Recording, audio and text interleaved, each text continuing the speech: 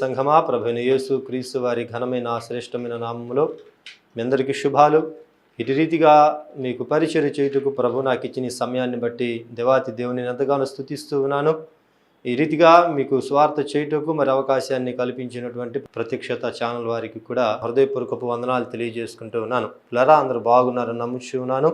ప్రభు యొక్క ఉచితమైన కృపను బట్టి మరి నేను కూడా బాగున్నాను. ఈ సమయంలో మనము వాక్య ధ్యానంలోనికి వెళ్ళబోయే ముందు చిన్న ప్రార్థన చేసుకుందాము. పరిశుద్ధుడా, ప్రేమాస్వరూపి, సకలాశీర్వాదములకు కారణభూతుడా, మీకు స్తోత్రమయ్యా. ప్రార్థనాపూర్వకముగా వాక్య ధ్యానాన్ని మేము ప్రారంభిస్తూ ఉండగా పరిశుద్ధాత్మదేవ మీరు అభిషేకించి వాడుకోండి. నా జ్ఞానము నా తెలివి ఎవరికి ప్రయోజనము లేనిది. ప్రభా, అనేక మంది బిడ్డలు మీ వాక్యం వింటూ ఉన్నారయ్యా. ఏ హృదయాలతో, ఏ కలవరాలతో, ఏ సమస్యలతో నీ బిడ్డలు ఈ వాక్యాన్ని వింటూ ఉన్నారో వారందరికీ కూడా మీ కృపనిచ్చి వాక్యము ద్వారా మీరు మాట్లాడి ఆయత్తుపరిచి సమాధాన హృదయాలు కలుగు చేయండి. ధారాళమైన వాక్శక్తిని దయచేసి నన్ను అభిషేకించి వాడుకోమని మహిమ ఘనత ప్రభావాలు మీకు ఆరోపించుకుంటూ మా ప్రభువును లోక రక్షకుడైన యేసయ్య నామమున ప్రార్థన చేసి అడిగి పొందుకుని నాము పరమ తండ్రి, ఆమేన్. ఆమేన్. మనము ఒక వాక్యాన్ని చదువుకుందాము. యెహెజ్కేలు గ్రంథము 47వ అధ్యాయము 1వ వచనాన్ని మనము చదువుకుందాము. అతడు మందిరపు గుమ్మమునకు నన్ను తోడుకొని వచ్చెను. మందిరము తూర్పు ముఖముగా ఉండెను. నేను చూడగా మందిరపు గడప క్రింద నుండి నీళ్లు ఉబికి తూర్పుగా పారుచు ఉండెను. ఆ నీళ్లు బలిపీఠమునకు దక్షిణముగా మందిరపు కుడి పక్కన క్రింద నుండి పారుచు ఉండెను.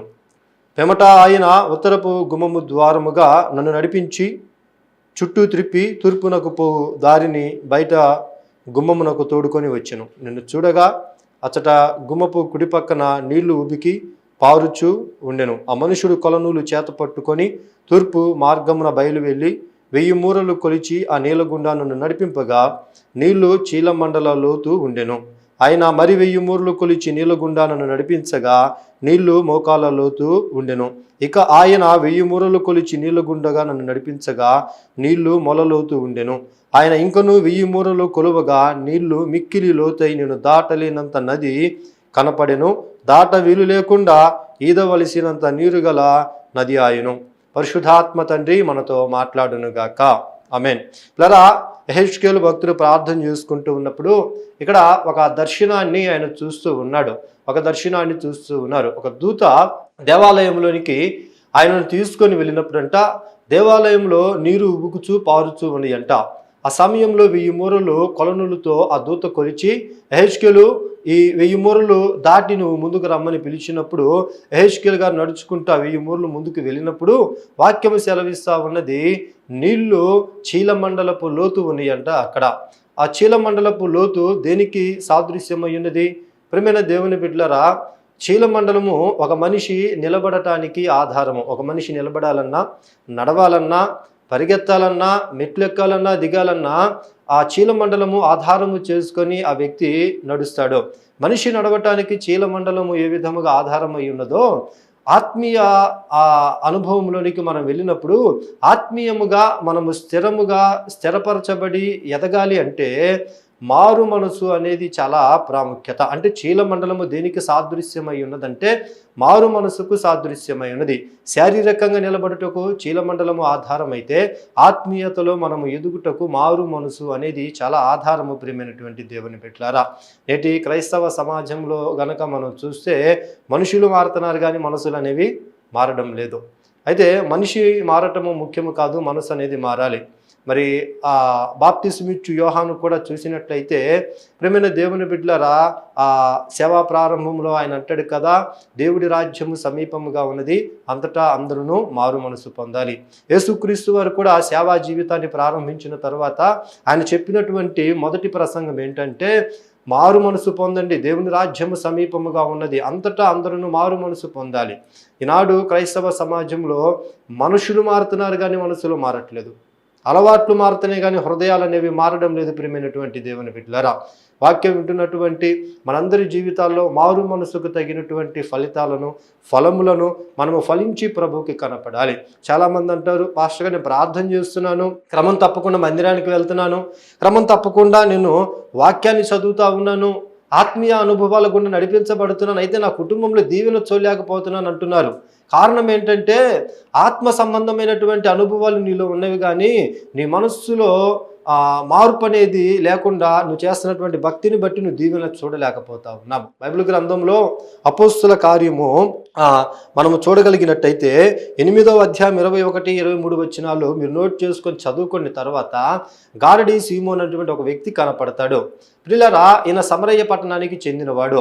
సమరయ్య పట్టణానికి మొదట సమరయ్య స్త్రీ ద్వారా వాక్యం ప్రకటించబడితే, రెండవదిగా సమరయ్య పట్టణానికి ఫిలిప్పు అనేటువంటి భక్తుడి ద్వారా సువార్త ప్రకటించబడింది. ఫిలిప్పు అక్కడికి వెళ్ళి సువార్త చేసినప్పుడంట అనేకులు మారు మనసు, అనేకులు రక్షణ పొందారంట. ఆ రక్షణ పొంది అనేకులు యేసుక్రీస్తు వారి వైపు తిరిగితే, ఆ తిరిగినటువంటి ప్రజలలో గారడీ సీమోన్ అనేటువంటి వ్యక్తి కూడా ఉన్నాడు. అతను గారడీలు చేసుకుంటూ బ్రతికేవాడు. ఆ గారడీ సీమోను మరి ఫిలిప్పు గారిని వెంబడిస్తూ దేవుని పరిచర్యలో సహకారంగా ఉండేవాడు. పట్టాల బరవటము, డ్రమ్ము కొట్టడము, కంజరి కొట్టడము, పాటలు పాడటము, ఇంకా ఆ విశ్వాసులు వచ్చిన వాళ్ళందరికీ కూడా సహకారంగా ఉండటం, ఇట్లాగా ఆత్మీయంగా ఉండేవాడు. సరే, సంఘం ఎదుగుతా ఉన్నదన్న విషయము ఫిలిప్పు పేతురుకి యోహానుకి కబురు పెట్టాడు. అయ్యా, సంఘం విస్తరిస్తూ ఉన్నది, మీరు వచ్చి కొద్దిగా సంఘాన్ని బలపరిస్తే బాగుంటుందంటే ఫిలిప్పు పరిచర్య చేస్తున్న సమరయ్య పట్టణానికి పేతురు గారు, యోహాను గారు వెళ్ళారు. చక్కటి వాక్య సందేశాన్ని అందించారు. ఆ వాక్య సందేశం ద్వారా అనేక మంది బలపరచబడ్డారు. ముగింపు ప్రార్థన అయిపోయినది. కొంతమంది అనారోగ్యంతో ఉన్నవారు, శ్రమశలలో ఉన్నవారు వచ్చి పేతురు గారి చేత, యోహాను గారి చేత ప్రార్థన చేయించుకుంటా ఉంటే, పేతురు గారు, యోహాను గారు ఎవరి తలల మీద అయితే చేతులు పెట్టి ప్రార్థన చేస్తున్నారో వాళ్ళందరూ కూడా పరిశుద్ధాత్మను పొందుకుంటున్నారని లేఖనం సెలవిస్తూ ఉన్నది. ఈ సందర్భాన్ని గారడీ సీమోను చూసి, అయ్యా, నేను చాలా గారడీలు చేశాను, నేను డబ్బుని చిత్తుకాయతాలుగా మార్చాను, చిత్తుకాయతాలని డబ్బులుగా మార్చాను, పువ్వుని రాయిగా మార్చాను, రాయిని పువ్వుగా మార్చాను, నేను గారడీలు చేసుకుంటా బ్రతికాను, కానీ ఇటువంటిది ఎప్పుడు నేను చేయలేదు అని ఇంటికి వెళ్ళి కొంత ధనాన్ని తీసుకొని వచ్చి పేతురు గారి చేతిలో ఆ డబ్బుని పెట్టి అంటాడంట, ఆ వరము, నా పరిశుద్ధాత్మ అనే వరమును నాకు డబ్బులకు అమ్మండి అని అడుగుతా ఉన్నాడంట. అప్పుడు పేతురు గారు ఒక మాట అంటా ఉన్నాడు, నీ హృదయము దేవుని ఎదుట సరి అయినదిగా లేదు కాబట్టి ఆత్మ సంబంధమైన విషయాలలో నీకు పాలు పంపులు లేవు. నువ్వు మనిషి మారావు కానీ మనసు మారలేదు. ఇతని హృదయము దేవుని ఎదుట సరైనదిగా లేదంట. ప్రార్థనకు వస్తున్నాడు, ఆరాధన చేస్తూ ఉన్నాడు, వాక్యం వింటూ ఉన్నాడు, ఉపవాసములు ఉంటూ ఉన్నాడు, దేవునికి సంబంధించినటువంటి కానుకలు ఇస్తూ ఉన్నాడు, పరిచర్య అంతా చేస్తా మందిరంలోనే ఉంటున్నాడు, కానీ ఇతని హృదయము మాత్రము దేవుని ఎదుట సరైనదిగా లేదు. కాబట్టి ఇతని భక్తి వ్యర్థమైపోయింది. వాక్యం వింటున్న ప్రేమైన తల్లి, ప్రేమైన అన్న, ఈ యొక్క టీవీ ద్వారా ప్రభునితో మాట్లాడుతూ ఉన్నాడు. ఈ యొక్క వాక్య సందేశం ద్వారా ప్రభునితో మాట్లాడుతూ ఉన్నాడు. రక్షించబడినటువంటి అనుభవం నీలో ఉన్నది, కానీ నీ మనసు అనేది మారినదా? యెహెజ్కేలు భక్తుడు చూసినప్పుడంట 1000 మూరలు ముందుకు వెళ్తే చీలమండలపు లోతుని కనపడ్డి అంట. చీలమండలపు లోతు మారు మనసుకు సాదృశ్యమై ఉన్నది. నువ్వు ఆత్మీయంగా ఎదగాలి అంటే నీ మనస్సు మారాలని ప్రభు నీతో మాట్లాడుతూ ఉన్నాడు. అటు రీతిగా నీ హృదయము మారాలని నేను ఆశపడుతూ ఉన్నాను. రెండవదిగా ఇంకొక 1000 మూరలు కొలిచాడంట. ఆ దేవదూత కొద్దిగా ముందుకు రమ్మని అడిగాడంట. ఇంకొక 1000 మూరలు వెళితే చీలమండలపు లోతు నీళ్లు కాస్త మోకాళ్ళ లోతుగా మారిందని లేఖనం సెలవిస్తూ ఉన్నది. అంటే ఇంకొక 1000 మూరలు ముందుకు వెళ్తే మోకాళ్ళు మునిగేంత నీళ్లు లోతు అక్కడ ఉన్నదంట. ఆ మోకాళ్ళ లోతు దేనికి సాదృశ్యమైనది అంటే మోకాళ్ళ ప్రార్థనా జీవితానికి సాదృశ్యమైనది. నాడు కొంతమందిలో మారు మనసు అనుభవం ఉంటుంది, కానీ ప్రార్థనా జీవితం అనేది ఉండడం లేదు. కొంతమంది నన్ను అడుగుతారు, ఆస్టర్ గారు ప్రార్థన చేయాలంటారు, అసలు ఎంతసేపు ప్రార్థన చేయాలి?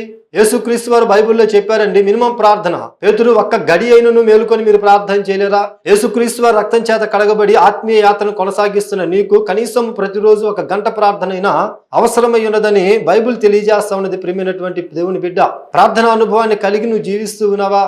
ప్రార్థనా శక్తి ఉన్నదా నీకు? ప్రార్థన ఆత్మ ఉన్నదా? ప్రార్థనా బలాన్ని పొందుకొనే నీ ఆత్మీయ యాత్రను ముందు కొనసాగిస్తూ ఉన్నావా? దేనికోసం ప్రార్థన చేయాలి? చాలా రకాల ప్రార్థనల గురించి పరిశుద్ధ గ్రంథం తెలియజేస్తా ఉన్నది. కానీ ఈ సందర్భంగా నేను మీకు ఒక మాట తెలియజేస్తాను. సేను కన్యక రేయి మొదటి జామున లేచి నీ చంటి బిడ్డల నిమిత్తము, యవ్వన బిడ్డల నిమిత్తము కన్నీరు గార్చి ప్రార్థన చేయమని చెప్తాడు ప్రభు. ఈనాడు మనం ప్రార్థన చేయాల్సింది ఎవరి కోసం అంటే మన ఇంట్లో ఉన్న మన చంటి బిడ్డల కోసం, యవ్వన బిడ్డల కోసము. అపవాది గర్జించు సింహము వలె యవ్వన బిడ్డలను మిరుగుటకు తిరుగుతూ ఉన్నాడండి. డ్రగ్స్కి, గంజాయి, మత్తు పదార్థాలకి, లోక సంబంధమైనటువంటి అలవాట్లకు బానిసలు చేసి వాళ్ళని ఆత్మహత్య గుండా, యాక్సిడెంట్ల గుండా, రకరకాల మరణాల గుండా యవ్వన బిడ్డలు నడిపిస్తూ ఉన్నాడు. ఈరోజు మన యవ్వన బిడ్డలను మనం కాపాడుకోవాలి. ఈరోజు మన యవ్వన బిడ్డలు సమాజానికి, సంఘానికి, దేవునికి ఉపయోగపడాలంటే ఒక తల్లిగా, ఒక తండ్రిగా నువ్వు కన్నీరు కార్చి ప్రార్థన చేయాలి. నువ్వు రేయి మొదటి జాము లేచి నీ బిడ్డల నిమిత్తము అంగలార్చాలి. నువ్వు రేయి మొదటి జాము లేచి నీ బిడ్డల కోసము మొరపెట్టాలి. ప్రియమైనటువంటి దేవుని బిడ్డలారా, సెయింట్ అగస్టిన్ అటువంటి ఒక భక్తుడు ఉన్నాడు. ఆయన భయంకరమైనటువంటి లోకానుసారముగా జీవించినటువంటి స్థితి కలిగిన వాడు తన ప్రారంభ దినాలలో.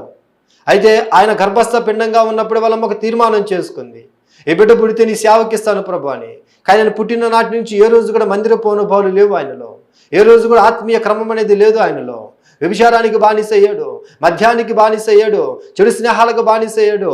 ఆయనను చూస్తున్నటువంటి ఆ తల్లి ప్రతిరోజు దేవుని సన్నిధిలో రేయి మొదటి జాము లేచి అంగలార్చి ప్రార్థన చేసేది. ప్రభా, ఈ బిడ్డనిచ్చింది అయ్యా నీ సేవ కొరకు కదా, నీ పరిచర్యకు కదా అయ్యా, ఈ బిడ్డను నీకు ప్రతిష్ఠిస్తూ ఉన్నాను, నా బిడ్డను నువ్వు సేవలో వాడుకో అయ్యా అని తల్లి లేచంట కన్నీరు గార్చి ప్రార్థన చేసేదంట.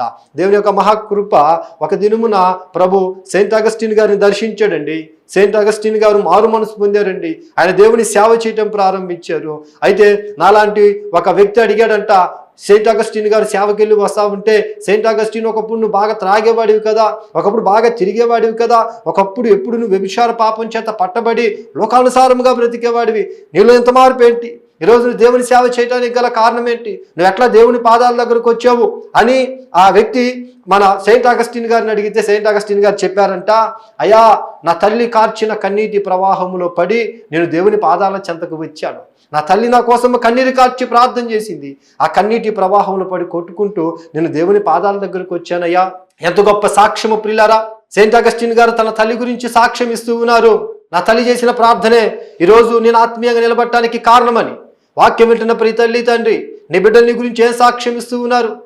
ఈరోజు మేము గొప్పగా చదువుకొని స్థిరపడ్డామంటే మా తల్లిదండ్రుల ప్రార్థనని చెప్పగలుగుతున్నారా? ఆత్మీయ క్రమాలను నేర్చుకొని మేము ఎదుగుతూ ఉన్నామంటే మా తల్లిదండ్రుల ప్రార్థనని చెప్పగలుగుతున్నారా? మా తల్లిదండ్రులు మాకు మాదిరికరంగా జీవిస్తూ ఉన్నారు, మాదిరికరంగా బ్రతుకుతూ ఉన్నారని నీ బిడ్డలు నిన్ను గురించి సాక్ష్యం ఇచ్చేటువంటి ప్రార్థనా జీవితము నువ్వు కలిగి ఉన్నావా? ఈ వాక్య సందేశం ద్వారా ప్రభు నీతో మాట్లాడుతూ ఉన్నాడు. అటువంటి ప్రార్థనా జీవితం లేకపోతే ఈరోజు నుంచి ఒక తీర్మానం చేసుకో, నా బిడ్డల నిమిత్తం రేయి మొదటి జాము లేచి నేను ప్రార్థించే మంచి తల్లిగా తండ్రిగా ఉంటానయ్యా అని.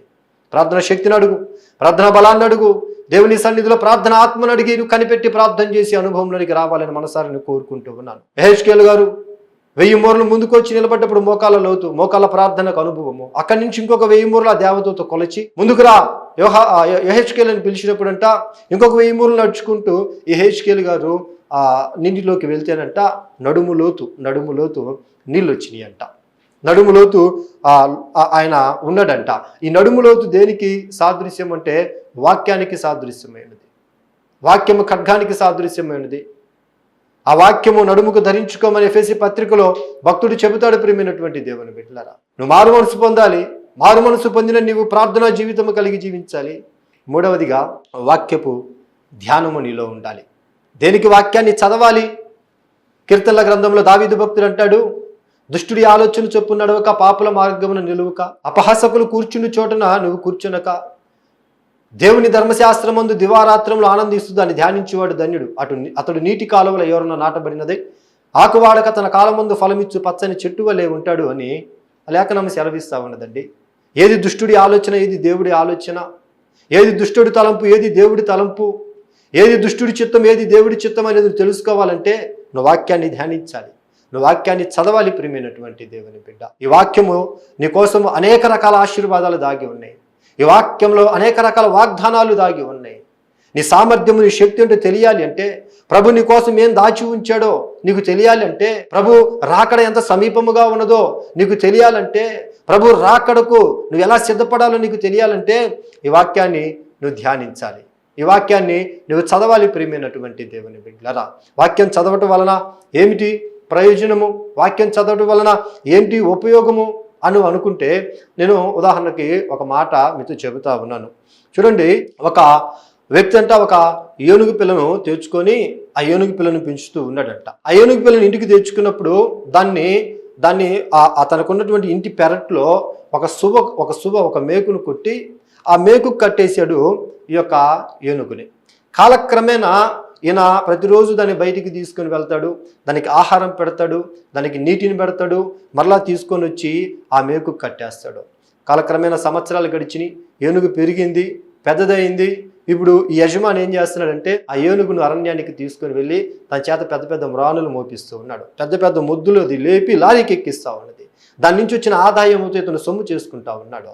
అయితే దాని పని అంతా అయిపోయిన తర్వాత దానికి కొద్దిగా ఆహారం పెట్టి నీటిని పెట్టి దాన్ని పెరట్లోనికి తీసుకొని వచ్చి మేకు కట్టేశాడు. ఏనుగు ఎదిగింది కానీ మేకు మారలేదు. అదే మేకు ఇది అడవికి వెళ్తే పెద్ద పెద్ద మ్రాణులు మోస్తుంది కానీ ఎప్పుడైతే ఆ మేకు దగ్గరకు వచ్చి ఆ మేకు కట్టివేయబడుతుందో అక్కడ ఒక కుక్క పిల్లలాగా కూర్చుంటుంది. కారణం ఏంటి? అడవికి వెళ్తే దానిలో పరాక్రమాన్ని చూపించగలుగుతుంది. కానీ ఆ మేకు దగ్గరకు రాగానే దాని హృదయం అనుకుంటుంది, నా చిన్నతనము నుంచి నేను ఈ మేకు కట్టివేయబడ్డాను, ఈ మేకు నన్ను బంధించింది. ఇదిగో ఈ మేకు నాకన్నా శక్తివంతమైనది, ఈ మేకు నాకన్నా బలవంతమైనది, దీన్ని సాధించలేను, నేను దీన్ని జయించలేను, నేను దీన్ని దాటుకొని రాలేనన్న తలంపులతో అది పెరిగింది.